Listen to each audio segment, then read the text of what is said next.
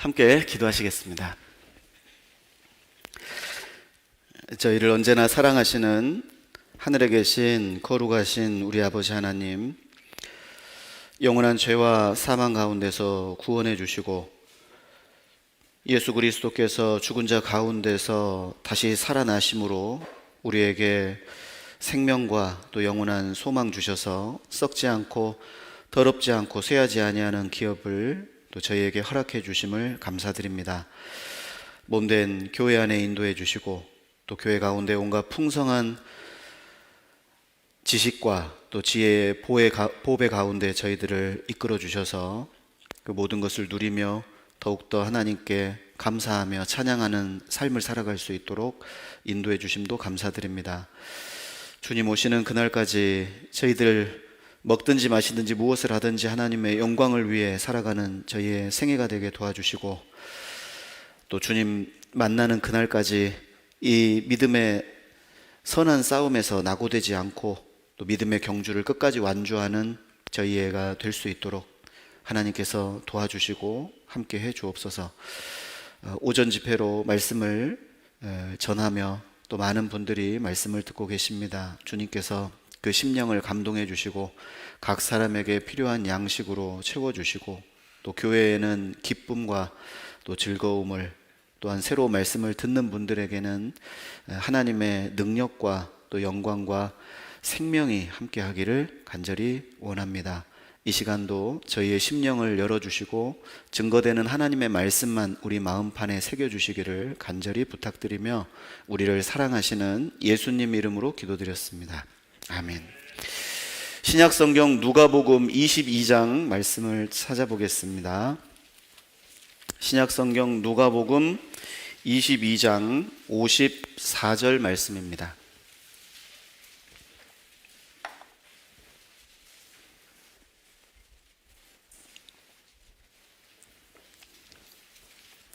제가 천천히 읽어드리도록 하겠습니다. 예수를 잡아 끌고 대제사장의 집으로 들어갈새 베드로가 멀찍이 따라가니라. 사람들이 뜰 가운데 불을 피우고 함께 앉았는지라. 베드로도 그 가운데 앉았더니 한 비자가 베드로의 불빛을 향하여 앉은 것을 보고 주목하여 가로되 이 사람도 그와 함께 있었느니라 하니 베드로가 부인하여 가로되 이 여자여 내가 저를 알지 못하노라 하더라. 조금 후에 다른 사람이 보고 가로되 너도 그 당이라 하거늘 베드로가 가로되 이 사람아 나는 아니로라 하더라.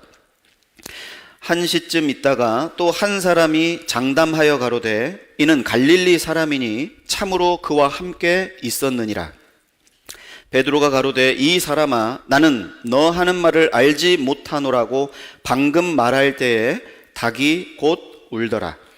주께서 돌이켜 베드로를 보시니 베드로가 주의 말씀 곧 오늘 닭 울기 전에 내가 3번 나를 부인하리라 하심이 생각나서 밖에 나가서 심히 통곡하니라.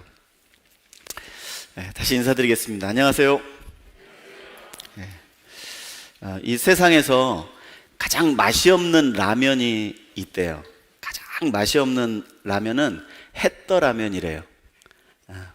내가 예전에 그 일을 했더라면, 내가 예전에 공부를 했더라면, 내가 거기에 예전에 투자했더라면, 햇더라면이랍니다. 그 햇더라면에 들어가는 수프는 후회와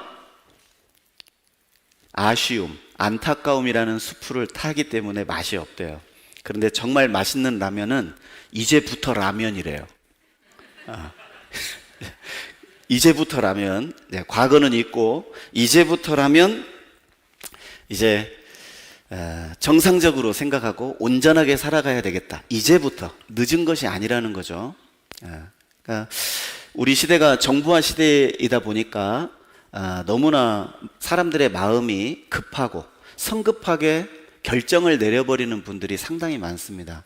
그러니까 한 번의 실수, 한 번의 실패로 인해서 자기의 인생을 송두리째 포기하고 사업에 한 번 실패해서 또 학교 진학을 실패해서 취업을 실패해서 가정생활도 있을 수 있겠지만 저는 오늘 신앙생활에 있어서 기쁨과 즐거움으로 할 수 있는 비결 하나를 오늘 예수님을 부인한 베드로를 통해서 한번 같이 교제를 나눠보고자 합니다. 저 또한 청년 시절에 이 말씀이 큰 위로가 되었고, 항상 넘어질 수밖에 없고 연약하고 또 부족한 제가 어떻게 주님과 함께 동행하며 주님이 맡기신 그 일을 감당할 수 있을까?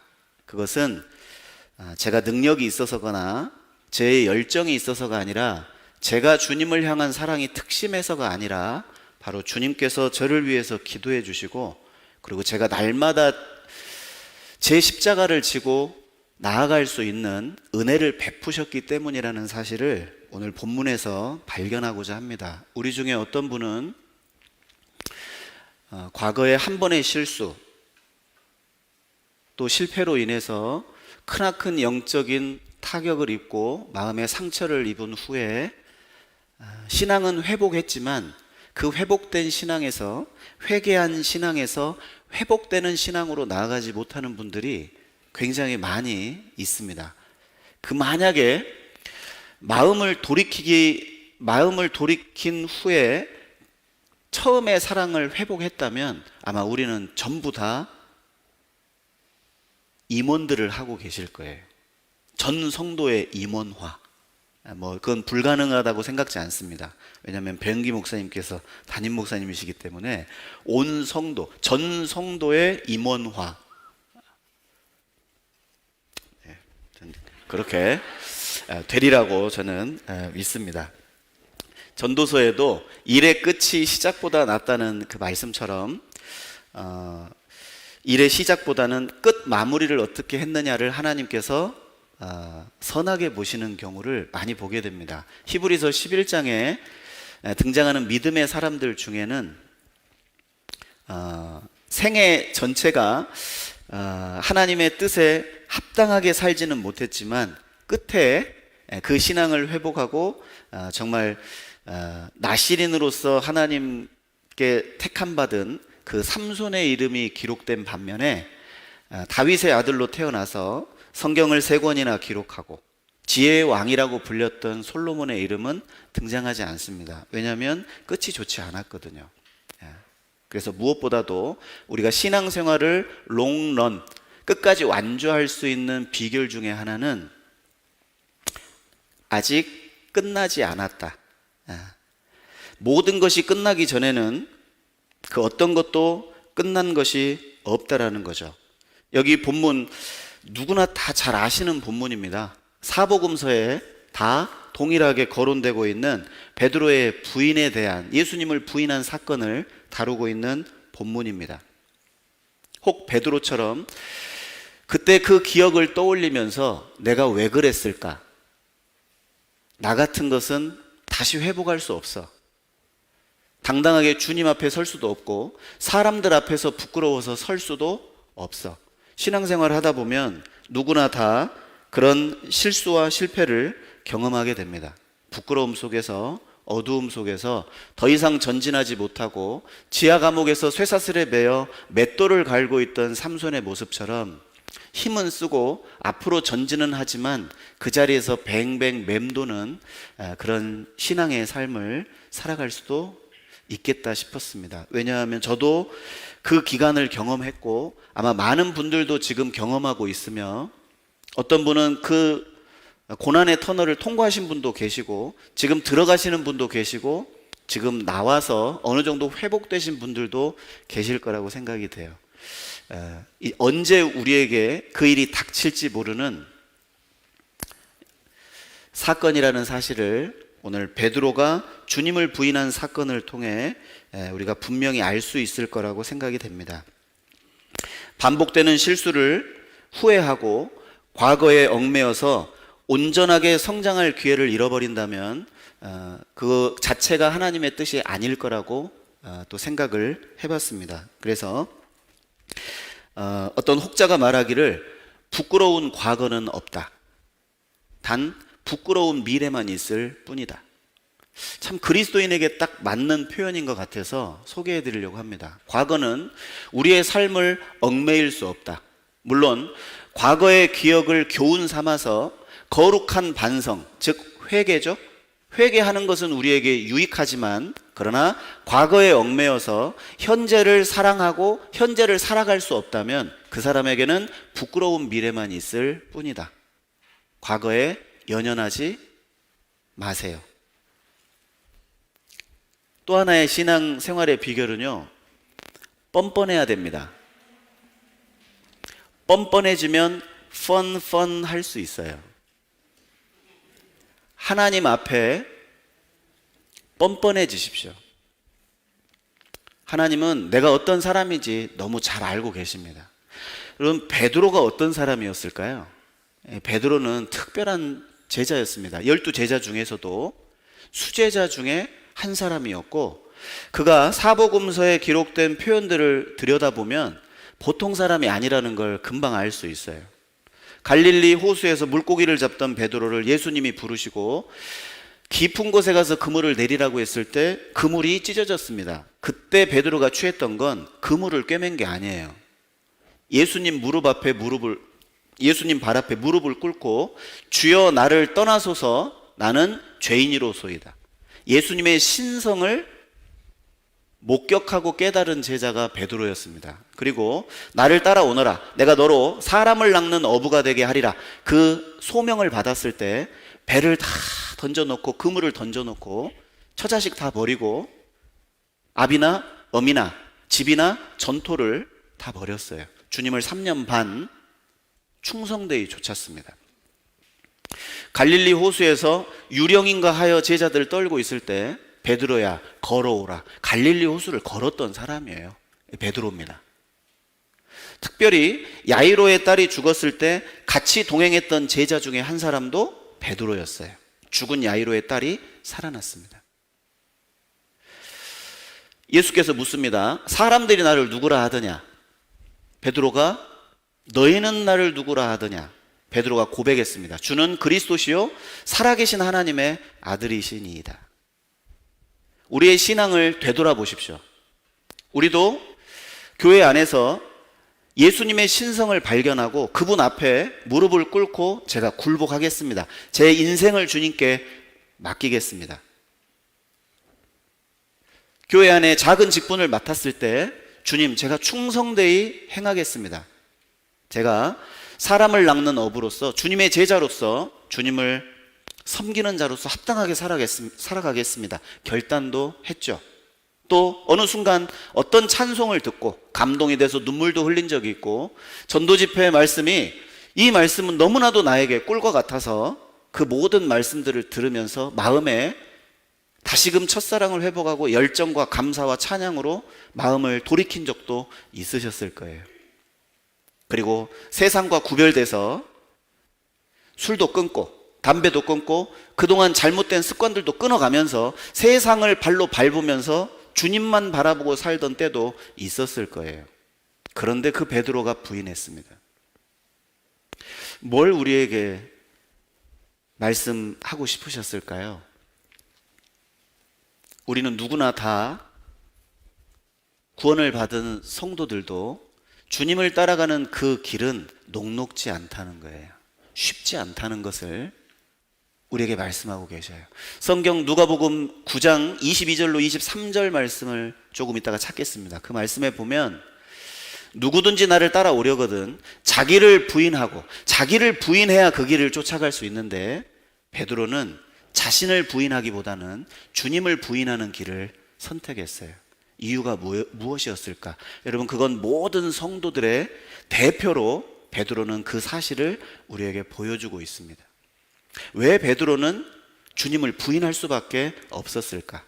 그리고 주님은 그 주님을 부인한 베드로를 통해 현재 여기 앉아있는 나에게 어떤 교훈을 던져주고 계시는가? 오늘 설교의 제목은 회개와 회복에 대한 말씀을 드리려고 합니다. 그런데 갑자기 특송이 오 예수님 내가 옵니다. 그러니까요, 이 마음이 눈이 싹 감기면서요, 깜짝 놀랐습니다. 어떻게 아셨지 주님이? 주님은 아셨죠. 그래서 오늘 회개와 회복에 대한 말씀을 좀 같이 교제하면서 과거에 그 경험을 하신 분도 계실 거고 지금도 경험하시는 분이 계실 거고 또 앞으로 또 경험하실 분들을 위해서 같이 그 신앙의 지혜를 배워봤으면 좋겠습니다. 앞서 말씀드린 것처럼 이 베드로는 주님 앞에서 열심히 특심이었고 또 주님을 향한 믿음도 대단했고 다른 제자들보다 사랑과 열정과 충성이 대단했던 제자였습니다. 그리고 예수님께 칭찬받았죠. 바요나 시몬아, 내가 너에게 그것을 알게 하시니는 하늘에 계신 아버지께서 너에게 그것을 깨닫게 도와주신 것이다. 이렇게 칭찬을 또 해주셨습니다. 그리고 한 가지 더 생각해 볼 것은 왜 하필이면 베드로가 주님을 부인했을까? 이것도 좀 깊이 생각해 보면 우리에게 교훈이 되는 내용들도 있습니다. 여기는 실로 잡아두시고 누가복음 9장 말씀을 찾아보겠습니다.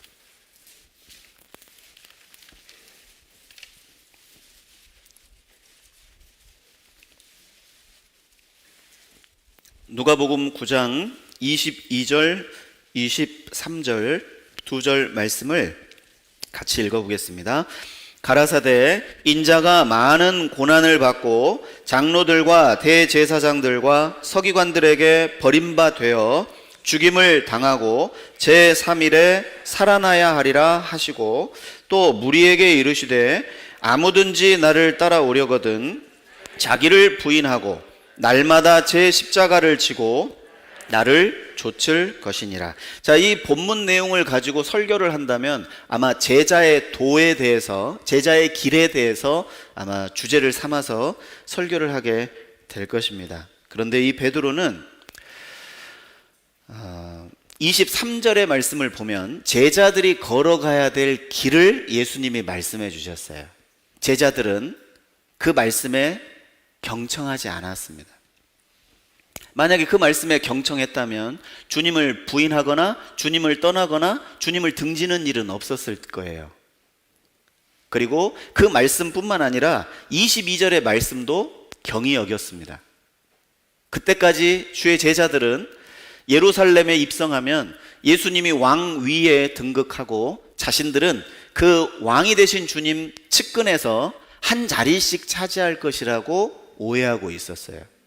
그러니까 예루살렘으로 올라가는 도중에 제자들끼리 네가 크냐 내가 크냐 서로 싸웠잖아요. 예수님은 세 차례나 내가 장로들과 대제사장들과 서기관들에게 고난을 받고 죽은 후에 다시 살아난다는 말씀을 3번이나 반복하셨거든요. 그런데도 그들의 마음은 온통 주님을 통해서 얻을 영광에 대한 관심밖에 없었어요. 즉 베드로의 열정, 베드로의 사랑, 그리고 베드로가 주님을 향한 특심인 그 마음은 최종적인 목표는 바로 자기 자신의 영광이었어요. 베드로가 주님을 사랑한 건 맞습니다. 그런데 자기의 열정과 사랑으로 사랑하는 건 겟세마네 동산에서 끝났어요. 결국에 주님을 떠났고 결국이 어떻게 될까 찾아왔지만 3번이나 부인하고 저주하면서 3번째는 저주하면서 부인한 그 당사자가 바로 베드로였습니다. 베드로뿐만이 아니죠. 가룟 유다는 예수님을 은삼십에 팔았고요.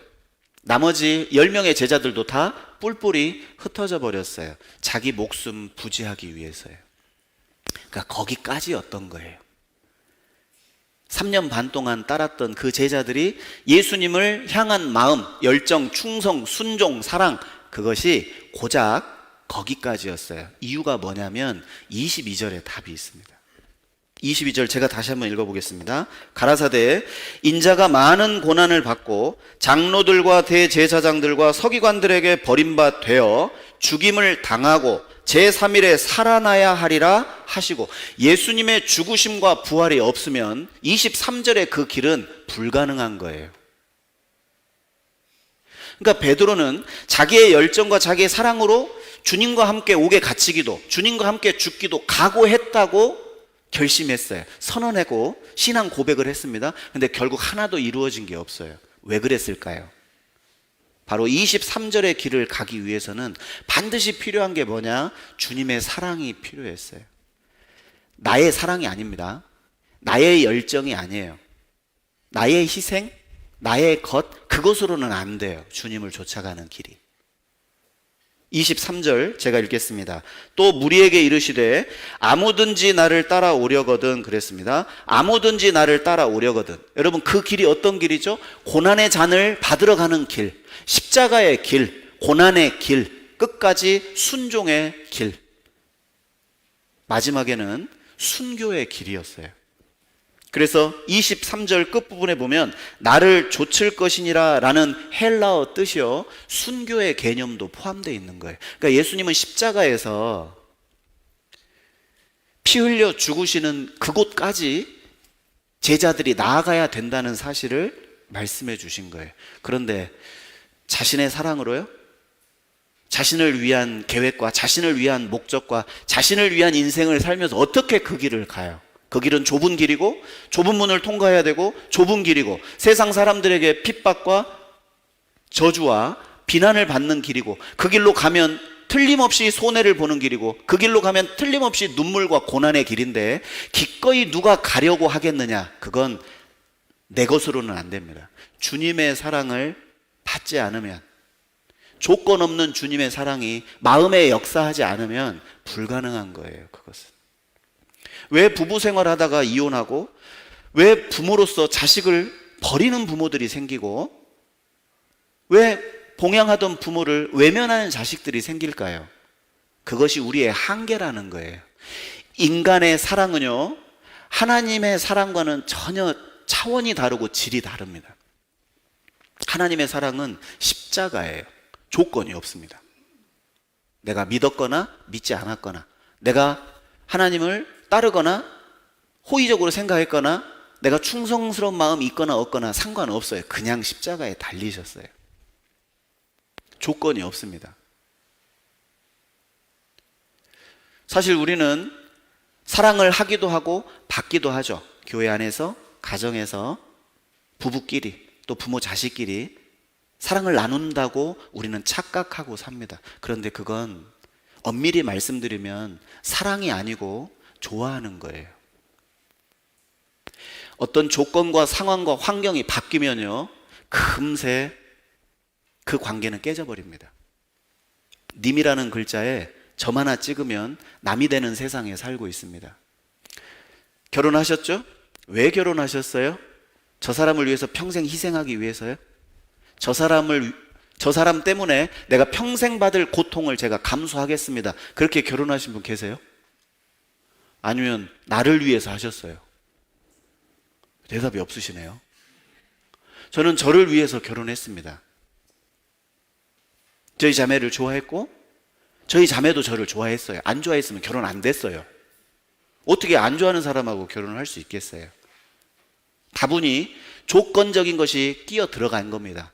잘 살다가도 성격이 맞지 않는다? 이혼율 1위입니다. 그런데 그건 거짓말이래요. 경제적인 이유가 1위랍니다.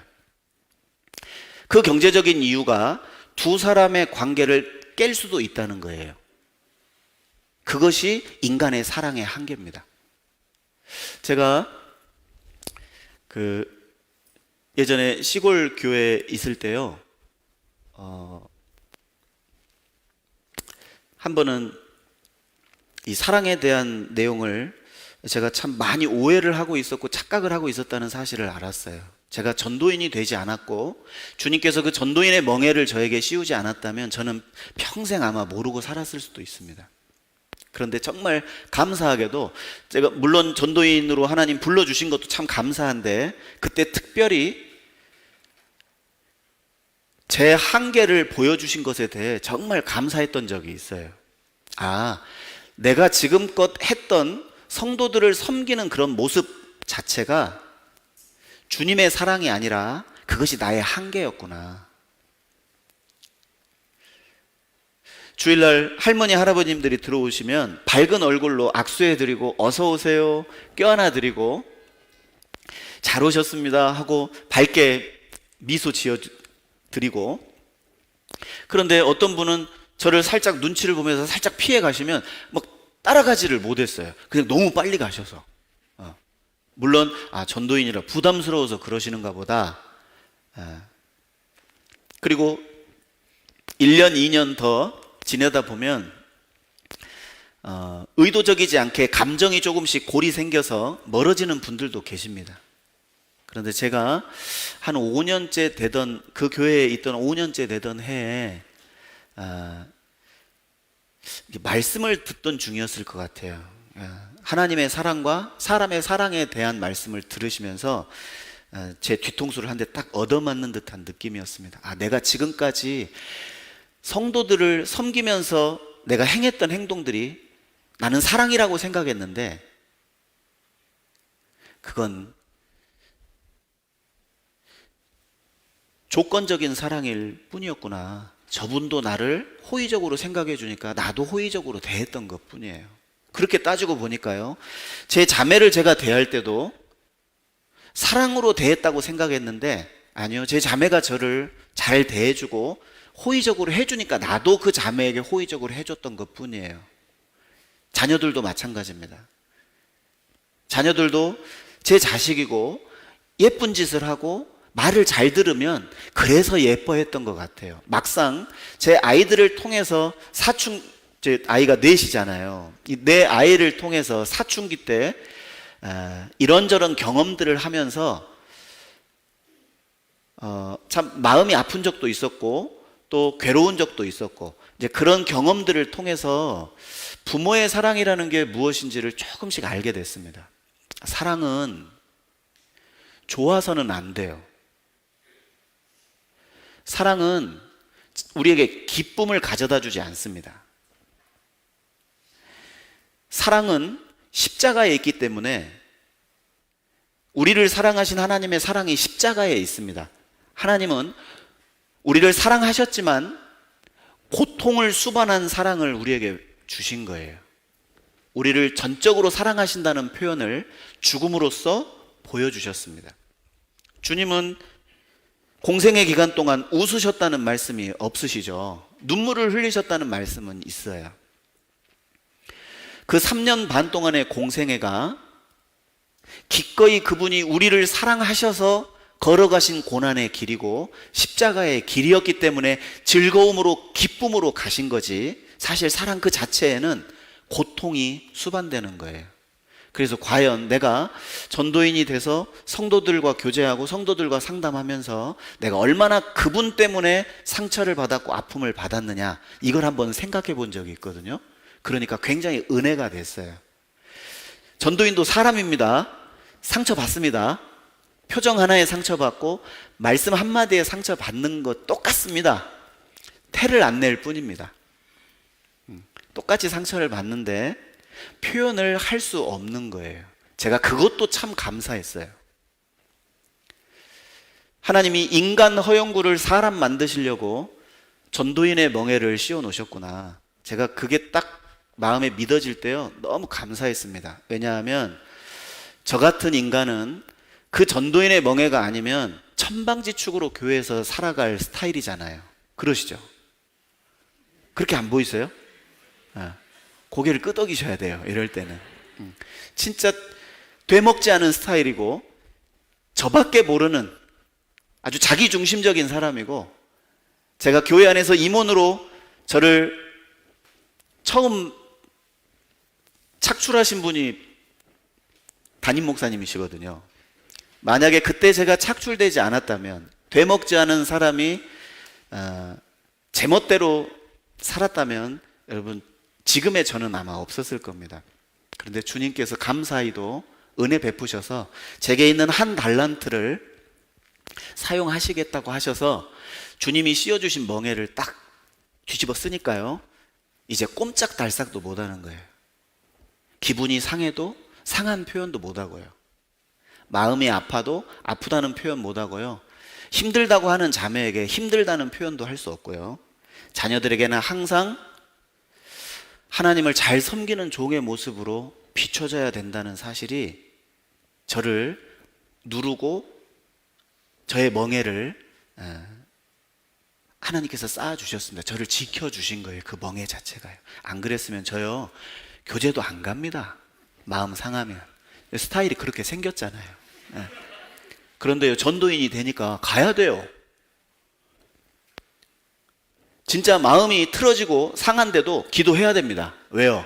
전도인이니까요. 너무 감사했어요 그것이. 그래, 하나님이 나 같은 사람 멍에 씌우셔서 끌고 가시는구나. 그것도 은혜다. 끌려가는 것도. 그러면서 제가 청년 때 주저앉고 싶고 신앙을 포기하고 싶을 때, 그때 과거의 큰 아픔, 정말 과거에 씻어버리고 싶은 기억들, 정말 주님 앞에서 할 수만 있다면 내 인생의 필름을 잘라버리고 싶고 편집해버리고 싶은 그 기억들이 저를 올가매고 저를 붙잡고 있을 때, 이 베드로의 이 본문의 말씀이 저에게 큰 위로가 되고 위안이 되고 다시 일어설 수 있는 힘을 주었고, 그리고 다시 그 넘어졌던 자리에서 일어나서 그 길을 쫓아갈 수 있는 마음을 주님께서 주셨습니다. 여기 23절, 또 무리에게 이르시되 아무든지 나를 따라오려거든. 여러분, 그것은 모든 조건과 환경을 초월하는 무조건적인 주님의 사랑이 아니면 불가능한 거예요. 인간적인 사랑은 앞서 말씀드린 것처럼 한계가 있습니다. 그 한계를 넘어설 수가 없어요. 누가 그 길을 자원해서 가고자 하고 누가 그 길을 기쁨으로 기꺼이 그 길을 가려고 할까요? 그건 주님을 죽도록 사랑하는 사람이 아니면 불가능합니다. 그것은 주님의 사랑을 받지 않으면 불가능한 거예요. 그런데 베드로는 내가 주와 함께 옥에 갇히기도 주와 함께 죽기도 내가 각오했습니다. 그때는 사실이었을 거예요. 그 각오를 할 당시에는. 그러나 예수님을 부인할 때 비로소 베드로는 깨달았어요. 나는 이거밖에 안 되는 사람이구나. 자신의 한계를 발견한 사건이 예수님을 부인하는 사건이었어요. 즉 오늘 하루도 우리는 말로, 생각으로, 행동으로, 뜻으로, 발길로, 손짓으로 예수님을 부인하고 삽니다.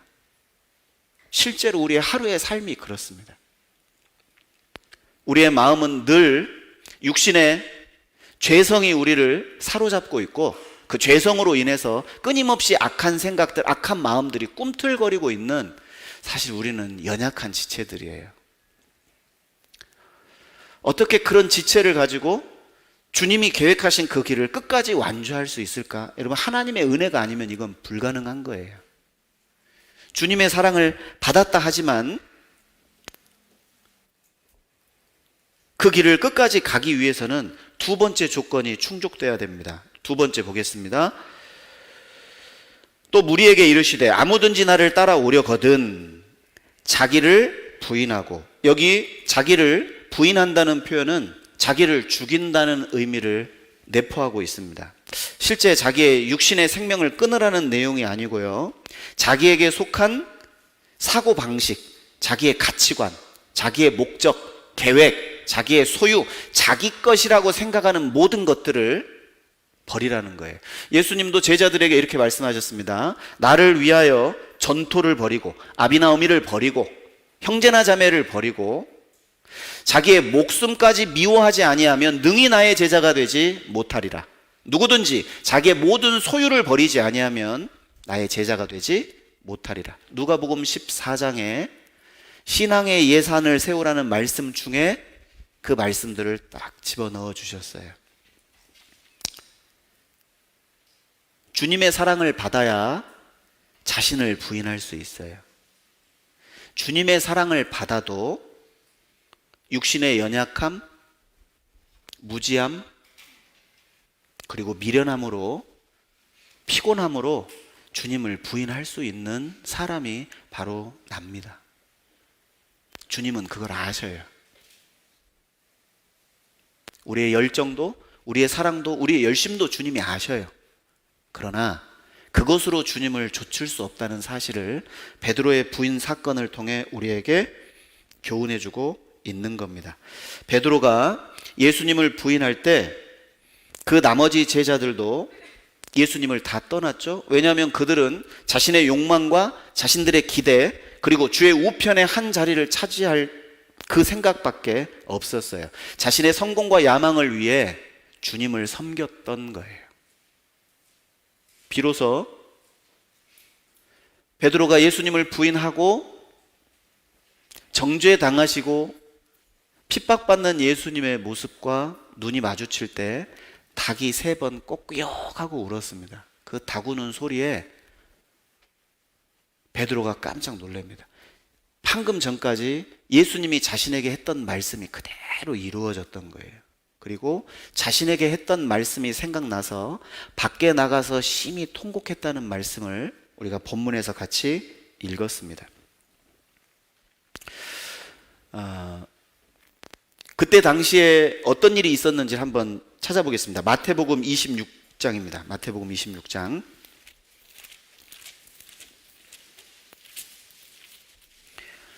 58절 보겠습니다. 마태복음 26장 58절입니다.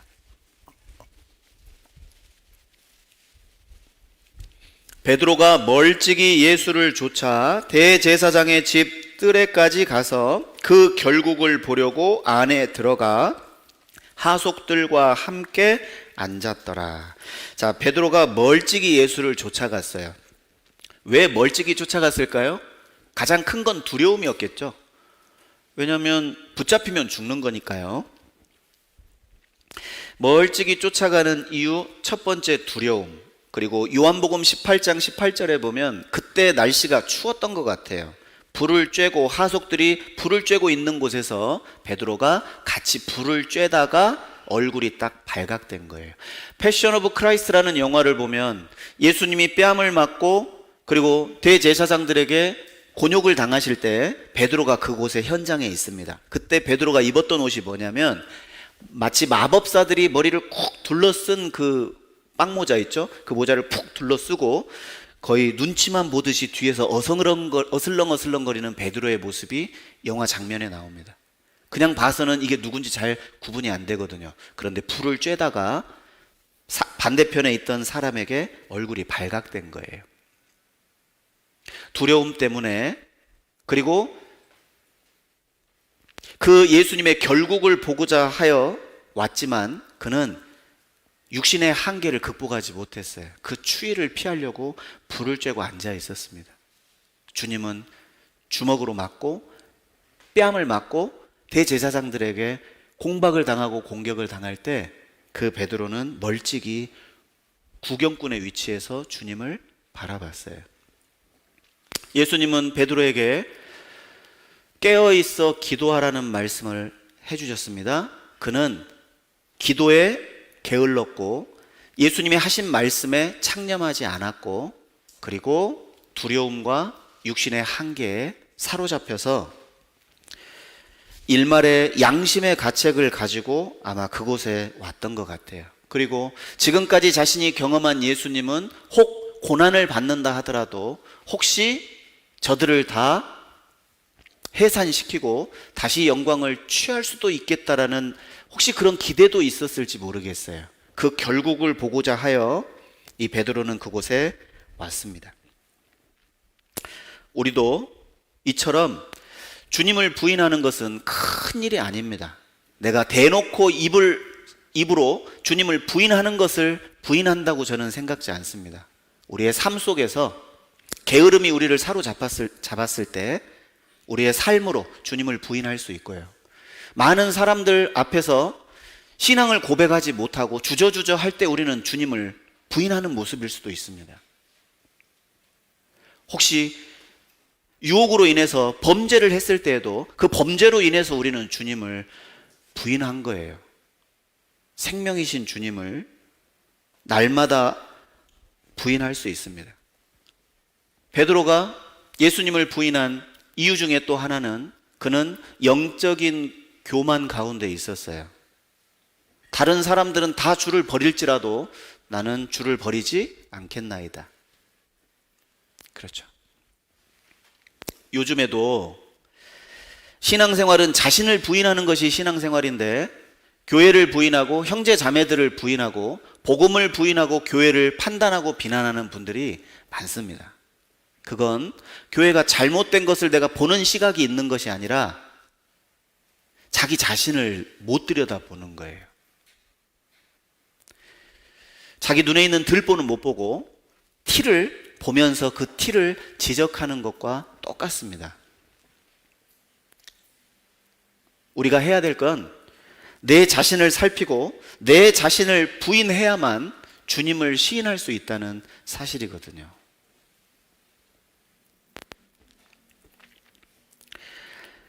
베드로는 멀찍이 주님을 쫓았고 대제사장의 집 뜰에까지 가서 그 결국을 보려고 그 안에 들어가 앉아 있었어요. 우리의 모습이 날마다의 삶이 그렇습니다. 그런데 그런 연약한 내가, 그런 나약한 내가, 그런 무능한 내가 오늘 말과 생각과 행동으로 주님을 늘 부인할 수밖에 없는 한계를 가지고 있는 내가 어떻게 주님을 쫓아갈 수 있을까? 누가복음 9장 다시 보겠습니다. 누가복음 9장 23절입니다. 또 무리에게 이르시되 아무든지 나를 따라오려거든 자기를 부인하고 날마다 제 십자가를 지고 나를 좇을 것이니라. 이게 어떻게 가능할까요? 날마다라는 말, 우리는 늘 그 찬송가 412장의 찬송을 제가 잠깐 가사를 소개해 드릴게요. 우리는 주님을 늘 배반하나 내 주 예수 여전히 날 부르사 그 참되신 사랑을 베푸시나니 내 형제여 주님을 곧 따르라.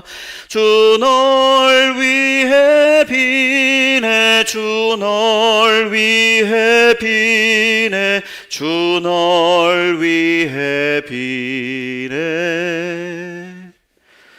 늘 비르시네. 우리는 주님을 늘 배반하나 내 주 예수 여전히 날 부르사. 왜 우리는 날마다 각자의 십자가를 짊어질 수 있을까요? 그건 주님이 날마다 우리에게 기회를 주시는 은혜가 있기 때문에 그렇습니다. 나 자신은 주님을 섬길 수도 또 주님을 위한 인생을 살 수도 내 열정, 내 노력, 내 방법으로는 절대 아무것도 할 수 없는 그런 사람이에요. 주님이 그걸 깨닫고 철저하게 자기 자신을 무너뜨릴 것을 이 베드로의 사건을 통해 우리에게 말씀하고 계십니다. 여기 우리가 날마다 제 십자가를 질 수 있는 근거 하나 찾아보겠습니다. 22장 보겠습니다. 누가복음 22장 61절입니다. 61절.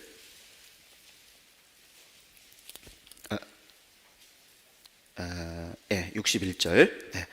주께서 돌이켜 베드로를 보시니 베드로가 주의 말씀 곧 오늘 닭 울기 전에 내가 3번 나를 부인하리라 하심이 생각나서 밖에 나가서 심히 통곡하니라. 자, 이걸 먼저 말씀드리기 전에 누가복음 전체의 주제를 잠깐 말씀드리고 이 말씀 드리겠습니다. 사복음서의 배열은 성령의 감동하심으로 이루어졌어요.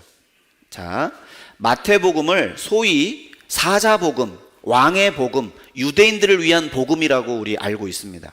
마가복음은 종의 복음, 소의 복음, 그리고 로마인들을 위한 복음, 이렇게 알고 있죠.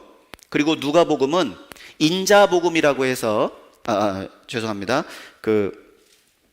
인자복음. 그래서 누가복음은 예수님의 인성을 강조한 책이며 헬라인들을 위해서 기록이 됐다. 그리고 요한복음은 예수님의 신성을 강조했고 전 세상 모든 사람들에게 그 예수님이 하나님이시다라는 사실을 강조하고 있는 책이 요한복음이라고 우리 알고 있습니다. 저는 좀 색다른 관점에서 그 배열을 좀 설명드리려고 그래요. 마태복음은 예수님이 공생의 기간 동안 하셨던 설교를 모아놓은 설교집입니다. 마태는 세리였습니다. 숫자 개념이 굉장히 밝았거든요. 그러다 보니까 예수님 3년 반 공생애 동안 하셨던 모든 주제 설교들을 주제별로 분류해서 성경을 기록했어요. 산상수훈. 그건 한 자리에서 행하신 설교가 아닙니다. 마태는 모아놓은 거예요. 천국 비유 설교, 마태복음 13장도요, 모아놓은 겁니다. 그리고 24장의 재림에 대한 말씀도 그 한순간에 하셨던 말씀이 아니고 그것을 모아놓은 거예요. 그래서 10가지의 기적, 10가지의 설교 주제, 10가지의 기적, 그리고 그 기적을 대하는 사람들의 10가지의 반응을 마태는 아주 조직적으로 기록했어요. 그게 마태복음입니다. 마태복음은 주님의 말씀을 강조하고 있어요. 마가복음은 종으로서 오신 예수님, 그 예수님이 가시는 곳곳마다 나타나는 역사와 능력에 대해서 주님의 능력이 계속 연속적으로 기록되어 있는 게 마가복음입니다. 그러니까 마태복음은 주님의 설교 중심이고 마가복음은 예수님의 기적을 중심적으로 사건이 펼쳐지고 있어요. 그리고 요한복음은 믿으라는 말씀이 약 85회 정도 기록이 되어 있습니다. 믿음과 관련된 내용이 80회 이상 기록되어 있거든요. 믿음을 강조하고 있어요. 믿으라는 표현이 많이 나옵니다. 자, 그러면 연상 퀴즈입니다. 마태복음은 말씀, 마가복음은 기적, 능력, 그리고 요한복음은 믿음이에요. 그럼 누가복음의 주제는 뭘까요? 회개입니다. 누가복음에서 가장 많이 나오는 단어가 회개라는 단어예요. 그것도 그럴 것이 누가복음 1장에 데오빌로라는 사람에게 누가는 이 누가복음을 기록했는데 목적이 뭐냐면 총독 당신이 배운 바 그 말씀이 얼마나 확실한지를 더 강조하기 위해서 쓴 편지가 누가복음이에요. 그러니까 복음은 들었지만 아직 회개에 이르지 않았다는 사실을 우리에게 암시하고 있어요. 그래서 누가는 의도적으로 회개에 대한 내용을 누가복음에 굉장히 많이 기록해 놨어요. 베드로의 회개가 기록이 돼 있죠. 실로암 망대가 무너질 때 18사람이 죽은 것 가지고 너희도 이와 같이 회개치 아니하면 이와 같이 될 거라고 주님 경고하셨어요. 그리고 누가복음 15장에 잃어버린 탕자에 대한 이야기 기억나시죠? 그리고 17장에는 16장에는 부자와 나사로 이야기가 나옵니다. 어떤 사람이 회개하는 사람이냐? 죽은 자가 돌아가도 회개치 않을 거다. 저희에게 율법과 선지자, 즉 성경 말씀을 통해서 마음을 돌이키지 않는 사람은 기적 보고 회개 못할 거라는 뜻이었어요. 그리고 누가복음 17장에는 10명의 문둥이가 있는데 누가 회개한 사람이냐? 10명 다 깨끗함을 받지 않았느냐? 돌아온 사마리아인에게 주님이 물으셨어요. 그 사마리아인은 어떻게 돌아왔냐면 문둥병이 낫자마자 하늘에 있는 하나님께 영광을 돌리고 바로 그 자리에서 되돌아와서 주님 앞에 무릎 꿇고 살해했다고 되어 있어요. 그것이 회개의 모습입니다. 그럼 10명 다 깨끗함을 받지 않았느냐? 이건 무슨 뜻일까요? 여러분, 예수님의 보혈의 능력은 전 세계 모든 사람을 깨끗이 하고도 남아요. 배나 남습니다. 그러나 그 깨끗함을 받고도 그것을 깨우치지 못하면 각자 제 갈 길로 가는 9사람의 모습이 소개가 되어 있는 거예요. 돌아온 사마리아인은 하나님께 영광을 돌렸죠. 그리고 자기가 가야 될 길에서 돌이켜 와서 주님 앞에 나와왔어요.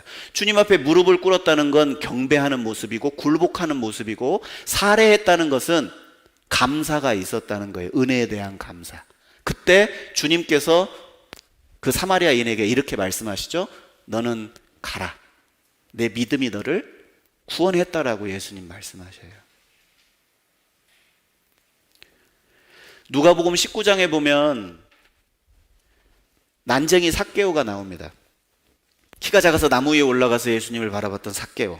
삭개오야, 내려오라. 내가 오늘 너와 내 집에 유하여야 하겠다 하리니 급히 내려와 즐거워하며 영접하거늘. 그 삭개오의 회개의 모습을 그대로 보여주고 있어요. 회개가 뭐죠? 말씀의 즉각적인 순종입니다. 그게 회개한 사람의 열매예요. 아무리 강팍한 사람이라 할지라도 마음을 하나님 앞에 돌이킨 사람은요, 말씀이 이렇습니다 그러면 자기 뜻, 자기 생각 다 굴복하고 그 말씀을 따르게 돼 있습니다. 신속한 반응. 그리고 너는 내려오라 그랬더니 급히 내려와 즐거워했다고 돼 있어요. 요즘 집회를 하다 보면 복음을 전하고 나면 표정이 밝아지는 분 구경하기가 정말 어렵습니다. 복음을 전하면요, 근심 걱정이 확 쌓여요. 왜 그게 보이냐면 대부분 처음 듣는 분들은 앞에 앉아 계시잖아요. 구원을 받으셨습니까? 그러면 손은 드세요. 근데 표정은 아니에요. 아이고, 내가 교회 나와야 되겠네. 또 듣자고 하면 어쩌지? 증평에 실제 그런 분들도 사실 계셨어요. 구원 받았다고 하면 이제 손은 드시는데, 그러면 다음에 구원을 안 받았다고 이제 이렇게 또 고백을 하세요. 그때 왜 구원 받으셨다고 하셨어요? 그러면 또 들으라고 할까봐, 또 말씀 또 들으라고 할까봐 구원 받았다고 이렇게 손을 든 거라고 그러시더라고요. 그러니까 요즘엔 정말 그 오프라 윈프리 영상처럼 차 한 대 받으면 막 경악하잖아요. 쓰러질 것처럼 환호성을 지르는데 구원을 받고 나서 정말 기뻐하는 모습을 보기가 참 힘든 세상에 우리가 살아가고 있습니다. 그리고 삭개오는 영접했다고 되어 있거든요. 영접한다는 뜻은 주님을 나의 진정한 주인으로, 삶의 주인으로 받아들였어요. 인정하고. 그러니까 처음에 삭개오는 어떤 사람인가 궁금해서 예수님 보려고 했는데 나중에 말하기를 주여, 예수님을 주님이라고 이렇게 호칭을 하고 있습니다. 그리고 누가복음 23장에 십자가 옆에 달린 강도의 이야기도 누가복음에 기록되어 있어요. 실제로 관심을 가지고 누가복음을 읽어보면 이 회개에 담겨져 있는 의미를 살펴볼 수 있는 이야기들이 굉장히 많습니다. 주옥 같은 말씀들. 그 중에 저는 오늘 한 가지 사건, 베드로의 부인을 저는 들고 나왔습니다. 오늘 하루 내가 구원을 받고 나서 오늘 하루도 연속적으로 넘어지는 인생, 내일도 넘어질 거예요. 어제도 넘어졌고 우리는 주님 앞에 설 때까지 온전하게 설 수 없습니다. 변화되는 주님의 몸을 입기 전에는 우리는 완전치는 않아요. 그러나 그때까지 우리가 회개와 회복의 은혜를 경험하고 나아간다면 그 길을 완주할 수 있을 거라는 거예요. 자, 첫 번째, 우리가 날마다 자신의 십자가를 지고 나아갈 수 있는 이유, 61절에 그 답이 있습니다. 주께서 돌이켜 베드로를 보시니. 주님께서 돌이켜서 베드로를 보셨어요. 베드로와 눈이 마주쳤습니다. 주님은 늘 베드로에게 그 관심이 가 있었어요. 그러나 베드로의 시선은 딴 데 가 있었기 때문에 문제가 있었거든요. 주님의 마음을, 우리가 그 마음을 알 수만 있다면, 그 뜻을 헤아릴 수만 있다면, 사무엘상 7장 찾아보겠습니다. 사무엘상 7장 3절 말씀입니다. 사무엘상 7장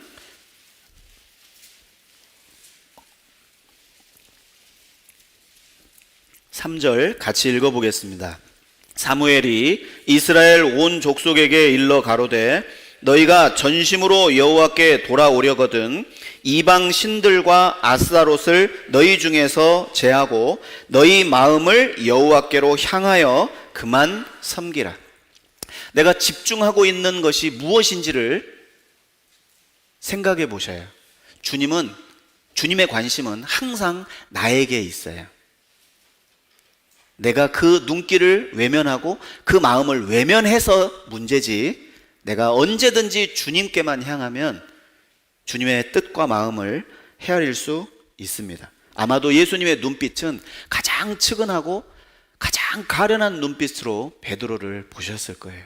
가장 불쌍히 여기는 눈빛, 내가 너의 연약함을 안다는 눈빛, 내가 그래서 너에게 그토록 많은 경험을 하게 했고 특별히 너를 내가 사랑했노라는 눈빛으로 베드로를 보셨을 거예요. 베드로는 가슴을 찢으면서 괴로웠을 거예요. 아마 어찌 보면 유다보다 더 괴로웠던 건 베드로였을 거예요. 세상 사람들에게 한번 물어보세요. 성경을 모르는 분들에게 유다가 나쁜지 베드로가 나쁜지. 사실 법정에 세워보면 베드로가 더 큰 벌을 받을 거예요. 세상 법정에 서면. 왜냐하면 유다는 원래 도적놈이에요. 유다는 원래 예수님 믿지도 않았어요.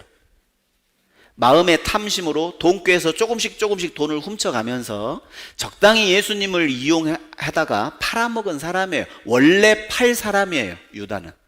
그런데 베드로는요, 온갖 주님을 향한 열정과 사랑은 고백은 다 해놓고 다른 제자들을 비교하면서까지 자기의 특심을 자랑했음에도 불구하고 주님을 3번이나 부인하고 또 저주까지 했다면 세상 사람들 눈에 비춰봤을 때 자살해야 될 사람은 누구냐? 유다가 아니에요. 사실 보면 베드로가 100번이고 10,000번이고 더 자살해야 맞아요. 아마 사단이 제일 괴롭혔던 건 유다 다음으로 베드로였을 거예요. 그걸 주님이 아셨습니다. 여기 누가복음 22장 31절 보겠습니다. 누가복음 22장 31절 제가 읽겠습니다. 시몬아 시몬아 보라, 사단이 밀가부르듯 하려고 너희를 청구하였으나 그러나 내가 너를 위하여 내 믿음이 떨어지지 않기를 기도하였노니 너는 돌이킨 후에 내 형제를 굳게 하라. 주님은 아셨어요. 베드로가 주님을 부인할 것도 아셨고 닭이 3번 울기 전에 베드로가 부인할 것도 아셨고, 그리고 베드로에게 그간 특별한 관심을 기울이시고 특별한 경험을 하게 하신 이유가 바로 여기에 있었어요. 너는 돌이킨 후에 내 형제를 굳게 하라. 여러분, 베드로는 주님께 특별히 선택받은 사도였고 동시에 초대교회의 지도자로 주님이 낙점한 인물이었어요. 베드로가 주님을 부인한 사건은 특별한 사건이 아닙니다, 사실은. 왜냐하면 그건 모든 제자들, 모든 성도들 대표해서 베드로가 보여준 사건이에요. 물론 치명적인 상처와 큰 아픔을 가장 많이 받은 건 베드로였겠지만 그 코스는 동일하다는 사실이에요. 우리 모두는 다 코스는 같아요.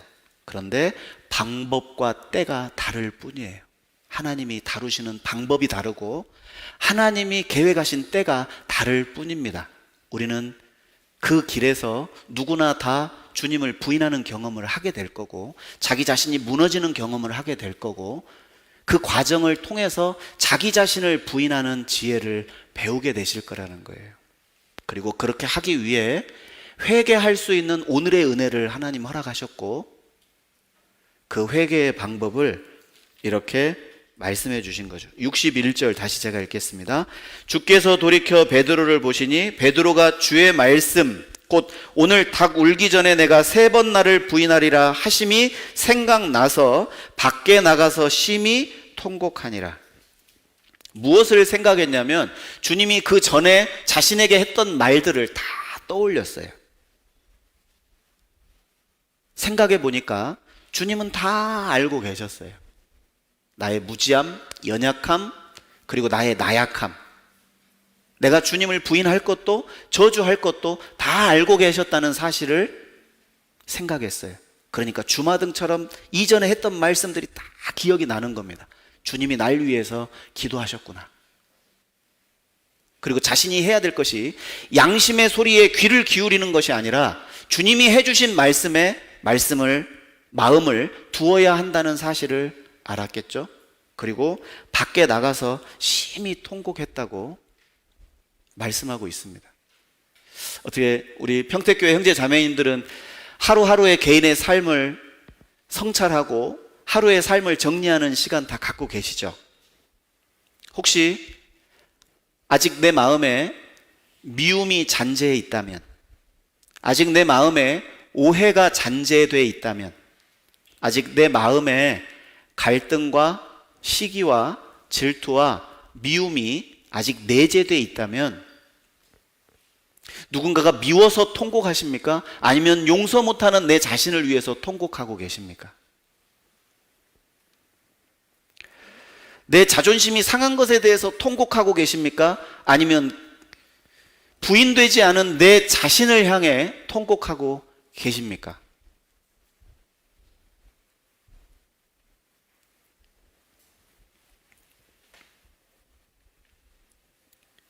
제가 앞서 말씀드린 것처럼 신앙생활에 있어서 내가 끝까지 완주할 수 있는 방법은 회개와 회복의 신앙이 아니면 완주할 수 없습니다. 그 증거를 보여주는 사람이 누구냐? 유다예요. 이 회개라는 사실이 얼마나 우리에게 큰 은혜를 안겨다 주는지 구약시대 한 왕을 예를 한번 들어보겠습니다. 역대하 16장을 한번 찾아보겠습니다. 역대하 16장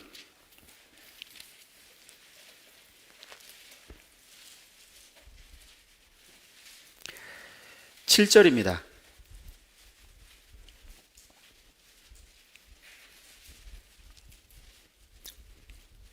역대하 16장 7절 때에 선견자 하나니가 유다 왕 아사에게 나와서 이르되 왕이 아람 왕을 의지하고 왕의 하나님 여호와를 의지하지 아니한 고로 아람 왕의 군대가 왕의 손에서 벗어났나이다. 자, 이 내용이 무슨 내용이냐면요, 남유다의 3대 왕 아사라는 왕이 있는데 이 왕은 41년을 통치했어요.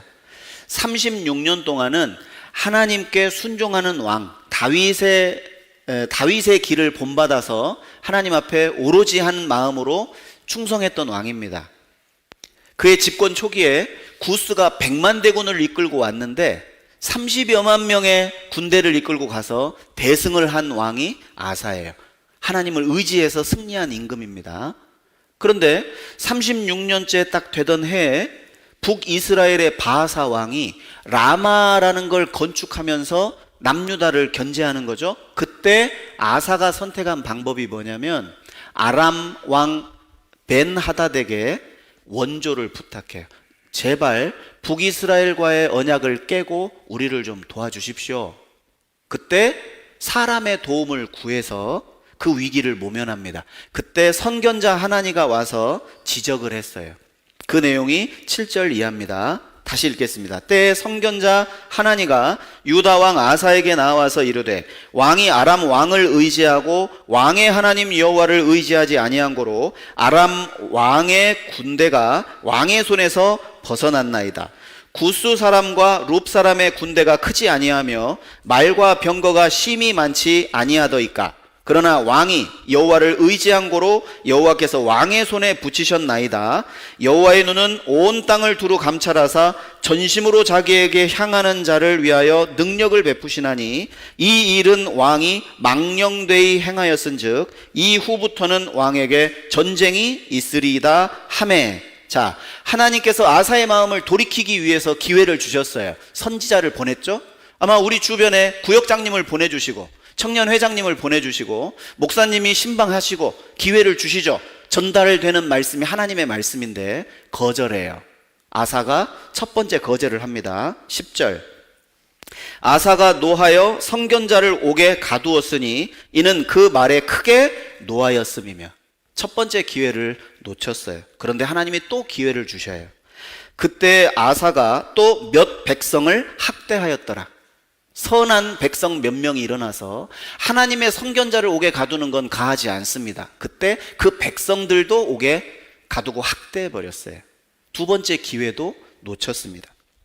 11절 아사의 시종 행적은 유다와 이스라엘 열왕기에 기록되니라. 아사가 왕이 된 지 39년에, 자 36년에 선견자를 보내줬고 몇 백성들을 일으켜서 왕의 잘못을 지적했는데 그것도 돌이키지 않았죠. 3년간 별일이 없었어요. 아무 일이 없다고 해서 하나님이 모르신다? 내가 지금 잘하고 있다? 착각하지 마세요. 아무 일도 내게 벌어지지 않는다? 내가 주님께 불순종하고 나 스스로도 떳떳하지 못한 삶을 살고 있는데 3년간 아무 일 없다? 이러면 그것도 징계입니다. 아사에게 그 3년이라는 기간을 주셨는데도 돌이키지 않았어요. 공교롭게도 이 기간이 어떤 기간이냐면 열왕기상 16장에 북이스라엘과 남유다의 기근이 있었던 때예요. 하나님이 그 저녁에 기근을 허락하셨어요. 마치 열왕기상을 읽으면 아합 왕 때문에, 타락한 북이스라엘 때문에 기근이 왔다고 생각할 수 있어요. 그러나 제가 보기에는 아사가 통치하던 그 기간의 기근은 바로 아사를 돌이키기 위한 징계도 맞다는 생각이 들었어요. 그런데 아사는 돌이키지 않습니다. 12절, 아사가 왕이 된 지 39년에 그 발이 병들어 심히 중하나, 또 기회를 주셨어요. 발에 병을 주셨습니다. 병이 있을 때 저가 여호와께 구하지 아니하고, 기회를 또 놓쳤어요. 의원들을 찾아 나섰어요. 히브리어 원어에 보면 일부러 그렇게 돼 있습니다. 하나님을 찾기 싫어서 일부러 의사들을 찾아다녔다고 기록하고 있어요. 왜 그를 그렇게 만들었는지는 저도 잘 모르겠습니다. 왜 그가 그렇게 변했는지. 13절, 아사가 위에 있은 지 41년에 죽어 그랬어요. 결국에 병들어서도 2년간 하나님이 시간을 주셨는데도 끝까지 돌이키지 않은 참 안타까운 인물이 아사라는 인물입니다. 이토록 죽을 때까지 우리에게 기회를 주시는 분이 하나님이세요. 오늘 내게 돌이킬 수 없는 과거는 없어요. 아직까지 나를 옥매고 옥죄는 과거의 아픔과 상처와 부끄러움이 있다면 이 순간, 오늘 이 순간 내려놓으시기를 좀 부탁드리고 싶습니다. 더 이상 이제 내 인생에 후회는 없다. 이제 더 이상 내가 앞으로 전진하는 데 있어서 장애가 되는 올가미는 내게 없다는 사실을 좀 마음에 새겼으면 좋겠습니다. 왜냐? 안 그러면 유다처럼 되거든요. 마태복음 27장 찾아보겠습니다.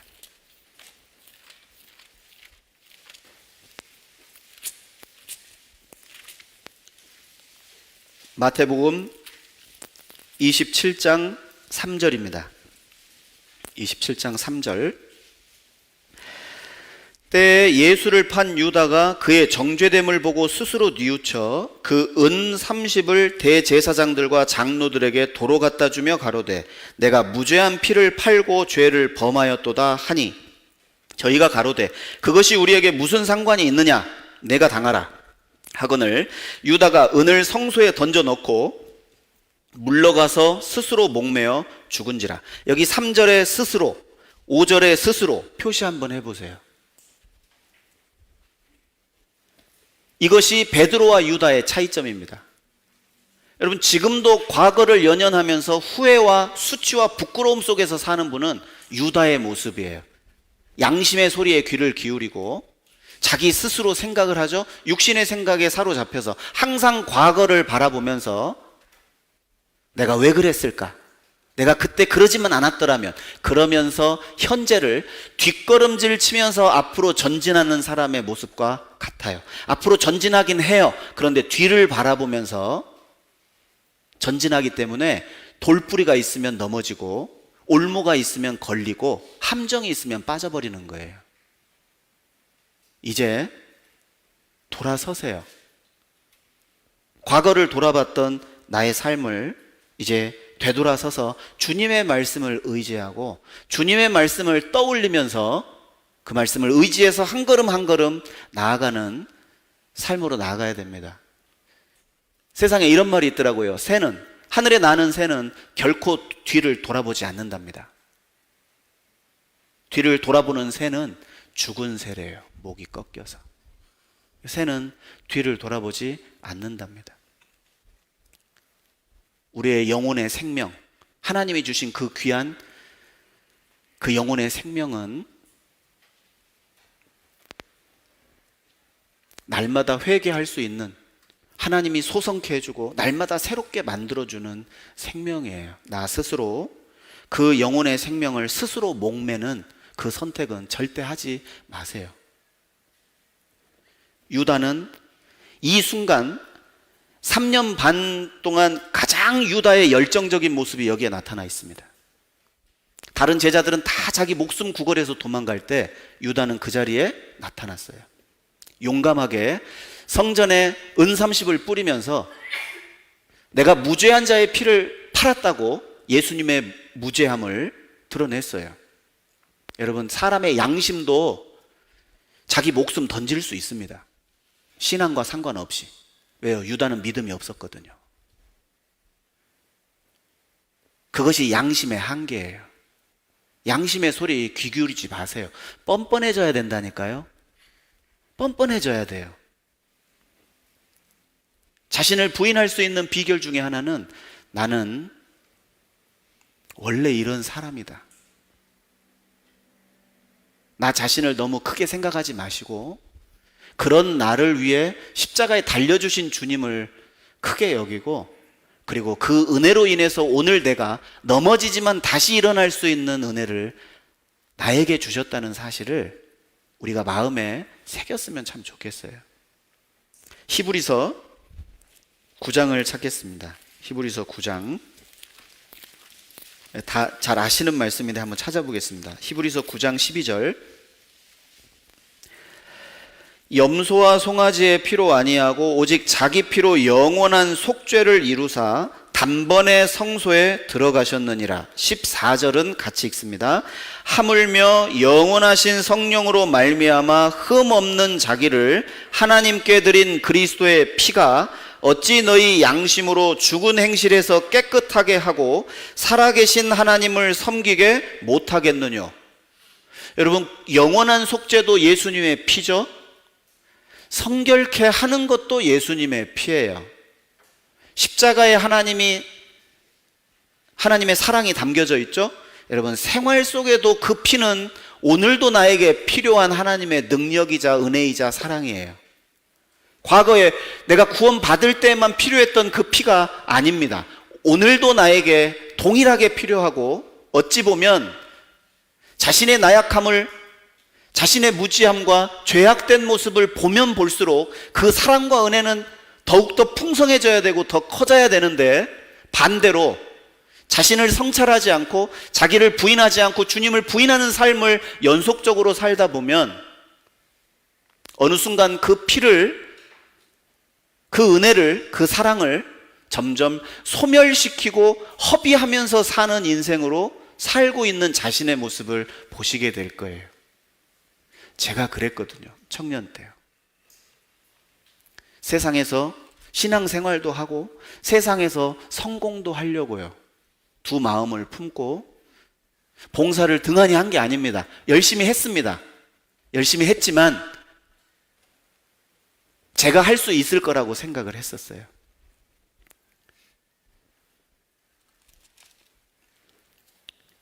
그런데 1년간의 그 고생이 헛수고로 끝나버리고 오히려 직장에서는 따돌림을 당하고 외면을 받을 때, 그때 비로소 제 자신을 부인하기 시작했습니다.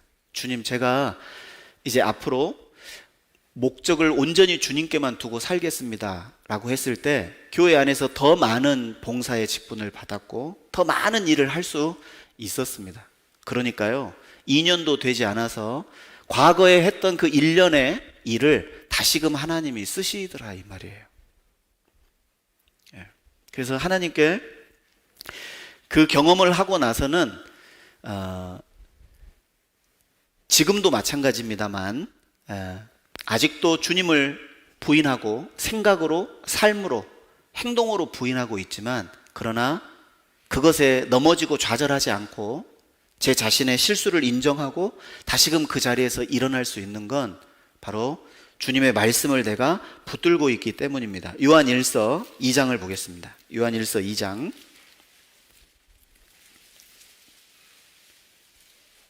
요한일서 2장 1절입니다. 1절. 나의 자녀들아, 내가 이것을 너희에게 쓰면 너희로 죄를 범치 않게 하려 함이라. 만일 누가 죄를 범하면 아버지 앞에서 우리에게 대언자가 있으니 곧 의로우신 예수 그리스도시라. 우리의 대언자가 계시죠? 1장 9절은 같이 읽어보겠습니다. 만일 우리가 우리 죄를 자백하면 저는 미쁘시고 의로우사 우리 죄를 사하시며 모든 불의에서 우리를 깨끗게 하실 것이요. 요한 1서에 보면 죄를 범하는 내용과 깨끗하게 하실 거라는 내용들이 이렇게 기록될 때 보면, 다른 성경에서는 예수님의 피를 설명할 때는 주님의 은혜, 자비, 긍휼, 이것이 강조되어 있어요. 그런데 요한 1서에는 저는 미쁘시고 의로우시다는 표현이 사용되고 있어요. 왠지 아세요? 십자가에서 행하신 그 공로와 그 사실이 너무나 믿을만하고 너무나 확실하기 때문에, 의롭기 때문에 구원받은 성도의 하루하루의 회복을 보장하신 말씀이에요. 그 말씀을 의지하고 나를 돌아보고 성찰하고 자백할 수만 있다면, 그리고 내 자신 때문에 주님 앞에 가슴을 찢고 통곡할 수만 있다면, 우리 모두는 다 유다가 아닌 베드로와 같은 삶을 살 수 있을 거라고 생각됩니다. 그래서 제가 유다의 실패 원인을 좀 생각해 보니까요, 유다는 주님의 말씀을 하나도 기억하지 못했어요. 어떤 말씀을 하셨냐면, 너희들이 다 오늘 나를 버리리라 했을 때 제자들이 다 묻습니다. 주여 내니이까? 주여 내니이까? 유다는 라비어 내니이까? 예수님이 조용히 다른 제자 몰래 유다에게만 말씀하셨어요. 네가 말하였느니라. 유다가 팔 것을 예수님 말씀해 주셨어요.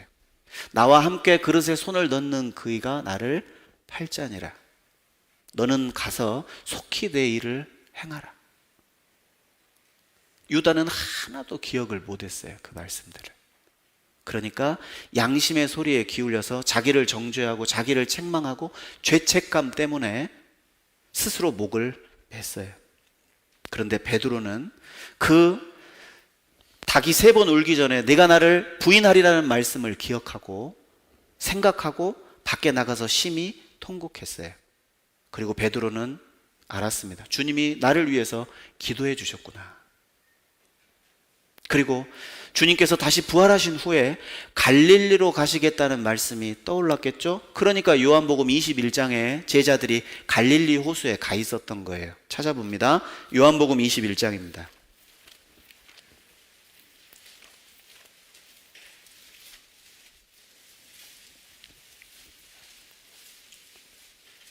요한복음 21장 1절 보겠습니다. 그 후에 예수께서 디베랴 바다에서 또 제자들에게 자기를 나타내셨으니 나타내신 일이 이러하니라. 요한복음 21장에는 갈릴리 호수에서 제자들, 부활하신 예수님이 제자들을 만나는 장면이 기록되어 있습니다. 제가 유다와 베드로를 계속 묵상하고 생각하면서 후회와 회개에 대한 비교를 한번 해봤습니다. 이게 표로 제가 이제 만들어 봤는데, 후회라는 것은 자기 자신을 정죄하는 것, 자기 속에 있는 평강을 앗아가는 것. 회개는 말씀을 의지하고 감사와 평강을 얻는 것. 후회는 육신의 생각이라면 회개는 영을 소성케 하는 주님을 의지하는 것. 후회는 과거 지향적이며 회개는 미래 지향적이라는 특징을 가지고 있고, 후회는 자신의 잘못을 스스로 담당하고자 하는 마음, 회개는 자신의 짐을 주님께 맡기고 의지하는 것. 후회는 무익하지만 회개는 유익한 것, 언제든지 새롭게 일어설 수 있는 기회를 은혜로 하나님이 주셨어요. 후회는 마귀의 작품이라면 회개는 주님의 은혜라는 것. 과연 제가 신앙생활을 해오면서 어떤 일들을 후회하고 살았는지를 좀 생각해 봤더니요, 교제에 빠졌던 나날들. 제가 제일 부끄러운 때는 언제냐면 간증 중에 저는 구원받고 지금까지 하계수양회를 한 번도 빠지지 않았습니다. 그 간증을 들을 때마다 부끄럽습니다. 한때는 그게 후회가 된 적도 있어요. 내가 좀 더 일찍 구원받았더라면. 고난 중에 원망했던 일, 범죄를 돌이키지 않고 고집했던 삶, 말씀과 성령의 권고를 무시했던 나날들, 내가 하나님의 말씀을 듣고도 성도들을 판단하고 미워했던 나날들, 사랑하지 않았던 나날들, 협력하지 못했고 연합하지 못했던 나날들, 전도하지 못한 것, 세월을 아끼지 않았고 경건한 생활을 등한히 여겼고 나 자신을 위해서 세상을 더 사랑했던 나날들, 후회될 것이 한두 가지가 아니었어요. 그런데 그 후회에서 벗어날 수 있었던 것은 이제부터는, 내가 다음에는 이라는 그 회개의 은혜를 주님이 주셨기 때문입니다. 뉴욕에 저명한 한 신경정신과 의사가 퇴임 연설을 할 때 이런 말을 남겼습니다. 나는 그동안 환자들을 만나면서 나의 생활 방식을 바꾸는데 가장 큰 도움을 준 스승을 발견했습니다. 바로 많은 환자들이 말했던 만약이라는 두 글자였습니다. 나와 만난 환자들은 대부분 시간을 지난 일을 회고하고 그때 반드시 해야 했던 일인데 하지 못했던 일을 후회하면서 보냈습니다. 누가 정신적으로 피폐한 사람이냐면 예전에 만약에 내가 그랬더라면, 그런 생각들을 하는 사람들이 대부분이었다는 거예요. 만약이라는 말보다는 다음에라는 미래를 향해 앞으로 전진하는 우리의 삶이 됐으면 좋겠다 싶습니다. 여기 마지막으로 한 절 더 찾아봅니다. 요한복음 21장 15절 말씀입니다. 요한복음 21장 15절. 저희가 조반 먹은 후에 예수께서 시몬 베드로에게 이르시되 요한의 아들 시몬아 내가 이 사람들보다 나를 더 사랑하느냐 하시니 가로되 주여 그러하외다. 내가 주를 사랑하는 줄 주께서 아시나이다. 가라사대 내 어린 양을 먹이라 하시고. 자, 누가복음 22장 31절에는 너는 돌이킨 후에 내 형제를 굳게 하라고 말씀하셨어요. 베드로에게는 특별한 사명을 주님께서 주셨습니다. 베드로 전서와 베드로 후서를 읽어보시면 형제들아 마음을 굳게 하라. 베드로는 틀림없이 위로의 사도가 되었을 거예요. 주님을 부인한 최초의 사람이 베드로입니다. 초대교회에 많은 핍박과 환란이 있었습니다. 순교자들도 많이 있었죠. 부인하는 사람들도 많이 있었습니다. 그 부인하는 자들을 교회에 받아줄 거냐 말 거냐 회의를 연 적도 있었대요. 교회 역사에 있습니다. 여러분, 베드로는 그 사람들 받아줬을까요? 안 받아줬을까요? 어떻게 생각하세요? 너희 마음을 굳게 하라. 여러분, 베드로의 그 주님 부인하는 사건은 지금도 우리에게 큰 위로를 줍니다. 그 당시뿐만 아니라 교회 역사 가운데 수없이 많이 넘어졌던, 그리고 과거를 후회했던 많은 사람들에게 위로가 되고 힘이 되는, 신앙을 다시금 회복하고 다시금 일어설 수 있는 용기와 힘을 주었던 사건이에요. 그럼에도 불구하고 주님은 베드로에게 나타나셨어요. 그리고 3번 물어보십니다. 네가 나를 사랑하느냐? 첫 번째 질문에는 네가 여기 있는 다른 사람들보다 더 나를 사랑하느냐? 다른 2번의 질문은 네가 나를 사랑하느냐? 이렇게 질문했는데 첫 번째 질문은 다른 사람들보다 더 나를 사랑하느냐? 이렇게 질문하셨어요. 무슨 뜻이냐면요, 이전에 베드로가 내가 다른 제자들은 다 버려도 나는 주를 버리지 않겠나이다, 그 했던 말에 위로를 하고 계시는 거예요, 주님께서. 베드로는 이미 마음을 회개했고 돌이켰어요. 그런데 그는 돌이킬 수 없는 자괴감과 시리에 빠져 있었어요. 부활하신 주님, 그분 앞에 내가 설 수 있을까? 당당히? 내가 주님을 부인하고 또 저주했던 사람인데 사람들 눈에 띄기도 부끄러웠을 거예요. 그런데 다시금 주님께 받은 사명을, 주님과 함께 걸어가야 될 그 제자의 길을 내가 갈 수 있단 말이냐? 나 같은 건 자격 없어. 아직도 완전히 회복되질 않았어요, 베드로의 심령이. 그런데 예수님은 그에게 나타나셔서 그가 했던 과거의 3번의 부인을, 나를 사랑하느냐는 질문을 통해 다시 회복하고 위로해 주시는 말씀입니다.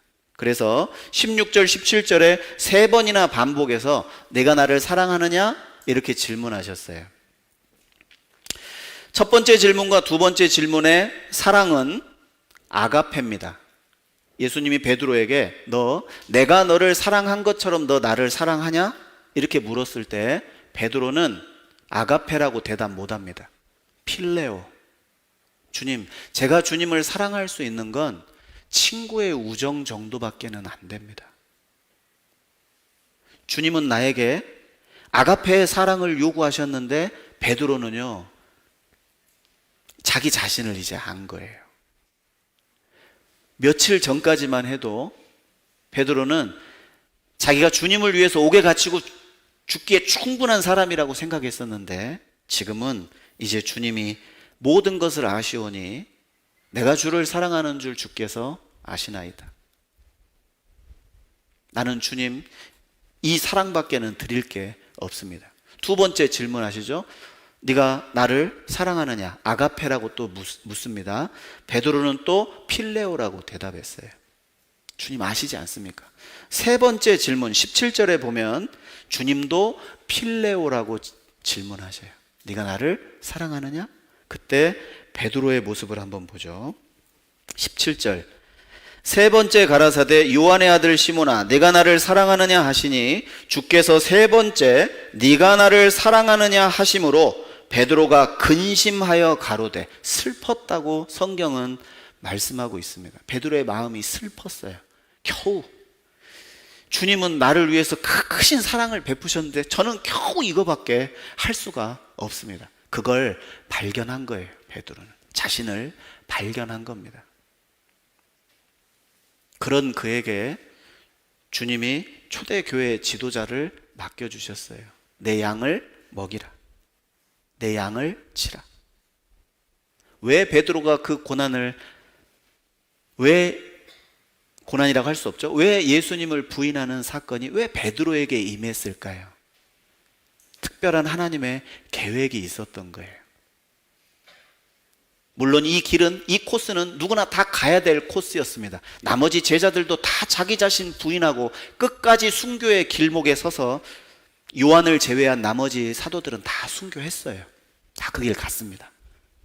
각자가 자신의 길을 부인하는 길을 갔을 거예요. 우리도 마찬가지예요. 우리도 코스가 동일합니다. 방법과 때가 다를 뿐이에요. 우리 중에 어떤 분은 지금까지 구원받고 살아오시면서 주님을 크게 부인하신 분도 계실 거고 아직은 별일 없으신 분도 계실 거고 어떤 분은 한꺼번에 그것이 나에게 몰려와서 정말 좌절하고 넘어지고 정말 모든 걸 포기해 버릴 것만한 어떤 어려움을 겪은 분도 계실 거예요. 그러나 그 안에는 하나님의 뜻이 담겨져 있다는 걸 기억하시고 오늘 세미한 주님의 음성을 떠올려 보세요. 네가 나를 사랑하느냐? 내가 너를 사랑한 것처럼 너는 나를 사랑할 수 있겠느냐? 그리고 그 말씀을 했던 장소가 갈릴리 호수예요. 갈릴리 호수는 베드로가 주님을 처음 만났고 마음을 돌이키고 주님을 좇았던 그곳이에요. 우리가 주님을 만났던 처음 장소로 가세요. 여호와의 이름은 견고한 망대라 의인은 그리로 달려가서 안전함을 얻느니라. 우리의 신앙의 회복은 어디에서 이루어지느냐? 십자가 밑에서 이루어집니다. 구원받고 끝이 아니에요. 십자가는 시작이 아니라 전부입니다. 시작하고 되돌아보지 않는 것이 아니라 여러분 십자가를 짊어지고 가는 거예요. 십자가 밑에 무릎 꿇고 주님을 보세요. 주님이 얼마나 나를 사랑하셨는지. 죄가 더한 곳에 은혜가 더 넘쳤다는 말씀처럼 나 자신을 발견하면 발견할수록 주님의 사랑은 더 커질 수밖에 없고 풍성해질 수밖에 없다는 겁니다. 그리고 그 현장에서 세미한 주님의 음성을 듣고 그 주님의 그 보배로운 피가 나의 나약함과 무지함과 죄악된 성품들을 하나씩 하나씩 깨끗게 해 나가는 경험을 할 때 주님 우리에게 요구하신 그 길을 끝까지 완주할 수 있을 거라는 생각이 듭니다. 회개가 끝이 아닙니다. 회개는 마음을 돌이킨 거고 그 회개의 그 자리에서 주님 앞에 사랑을 고백하고 자기 자신의 나약함과 죄악됨을 더 절실히 깨달으면 깨달을수록 주님의 사랑을 더 키워나가는 우리의 삶이 됐으면 좋겠습니다. 마지막 누가복음 9장 한 절 보고 마치겠습니다. 누가복음 9장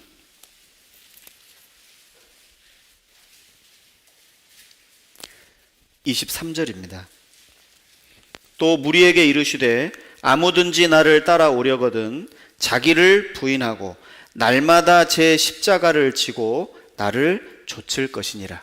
우리 모두에게 동일하게 주님이 말씀하고 계십니다. 우리의 코스는 동일합니다.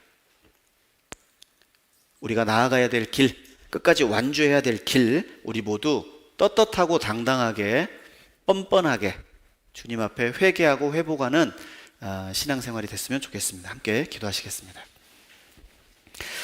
사랑과 은혜가 풍성하신 아버지 하나님 감사합니다.